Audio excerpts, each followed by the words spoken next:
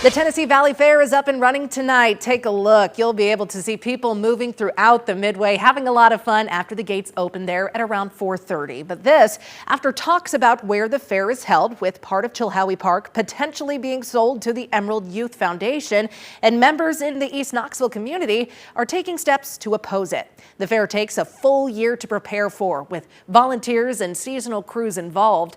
It's a celebration of the community, showcasing the charm of Knox County and East Tennessee. From those Ferris wheels and rides to food vendors and live music, there's a little something for everyone. And while today's crowd is expected to reach the thousands, annual attendance usually falls between 140 and 150,000, with the final weekend drawing in the largest crowds. The fair's marketing director assures that the fair will continue to thrive for generations. I think great community institutions like the Tennessee Valley Fair, they're strong. We've made it through some really hard times before, and so at the end of the day, we will have the Tennessee Valley Fair. And the fair runs through Sunday the 14th. You can expect all things rides and fair food. Plus, this year's concert lineups includes names like Styx, Flo Rida, and Jesse Murph. The Big Orange fills our next slot on the Big 7 at 7 list. Tennessee football returns home to Neyland Stadium tomorrow after a Week 1 start on the road in Atlanta. And as fans prepare to fill out Neyland Stadium, we talked with some people about what they're most excited for. From the incoming freshmen ready for their first chance to sit in the student section to the longtime season ticket holders who can't wait to be back. People in Knoxville are ready to cheer on the Vols. This week, the Volunteers are taking on East Tennessee State, and fans tell us they plan to pack the stadium in a sea of orange. First home game of the season, we're going to have a packed Neyland, Joey Aguilar at home. Come on, what can you not be excited for? Probably going to be a blowout, but we're not going to get too excited yet. Good performance last weekend. I feel like the boys are really going to show out for the home crowd coming up. And if you're going to head out to Neyland tomorrow, do expect some changes. The stadium is going cashless across the venue, from concessions to merchandise. And as you make your way to the stadium for game days, you will find Peyton Manning Pass and Philip Fulmer Way from Cumberland Avenue to Lake Loudon Boulevard will be closed. But once you make it inside, you'll find that Neyland Stadium's new Wi-Fi system, called Rocky Top Wi-Fi, is now fully functional throughout the stadium, and fans are encouraged to use it. Take a look. Here's the weekend's game day schedule. Volunteer Village opens at 11:30 on Humanities Plaza. The Vol Walk is set for 1:15, and the Pride of the Southland Band will march to the stadium at 2 p.m. Kickoff is set for 3:30. The game will air on ESPN Plus. That is a subscription-based streaming app. And here's a look at Saturday's jam-packed football lineup for some other games that you'll be able to watch right here on WATE 6. San Jose State plays Texas at noon. Then it's Ole Miss and Kentucky at 3:30, followed by Michigan and Oklahoma at 7:30. Again, this is all coming up tomorrow right here on Channel 6. A new revelation in our Big 7 list now. From the investigation into a man's death while in sheriff's office custody, we're now learning that when the district attorney went to the Monroe County grand jury, the case that was presented included Sheriff Tommy Jones and other leaders within his office.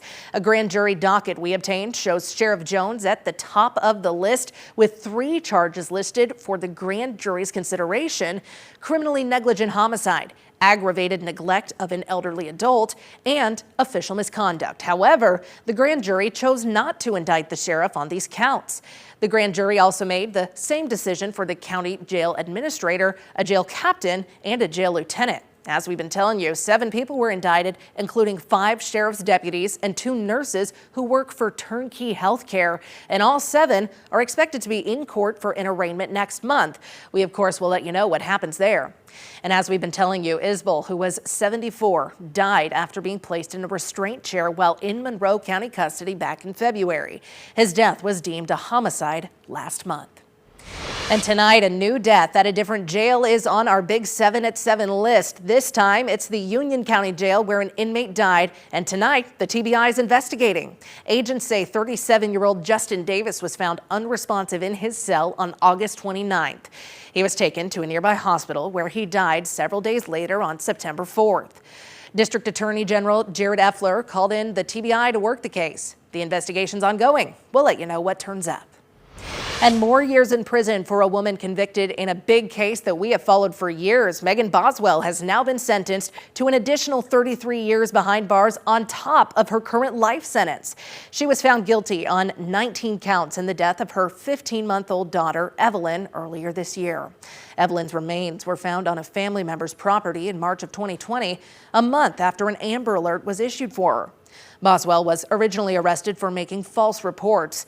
A grand jury later indicting her on 19 counts, including first-degree murder, child abuse, and abuse of a corpse.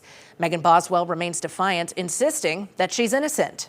I would have never hurt my baby, and I did not kill Evelyn. The sentences on those other charges, including tampering with evidence and false reports, mean Boswell won't be eligible for parole for 51 years. I personally don't think Megan Boswell at 69 years old is a danger to anyone. She has no prior criminal history. She's denied her involvement in this. I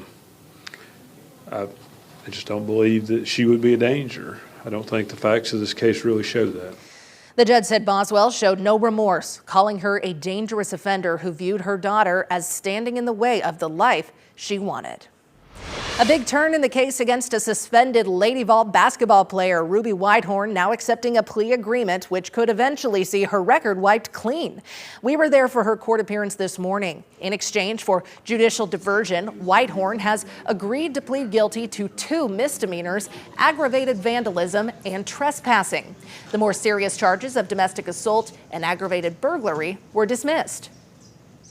Ruby Whitehorn is an excellent student athlete, and we were pleased with a lot of hard work and investigation by all the parties that we were able to resolve this case. Ms. Whitehorn looks forward to focusing her attentions at the University of Tennessee, and we'll have no further comment.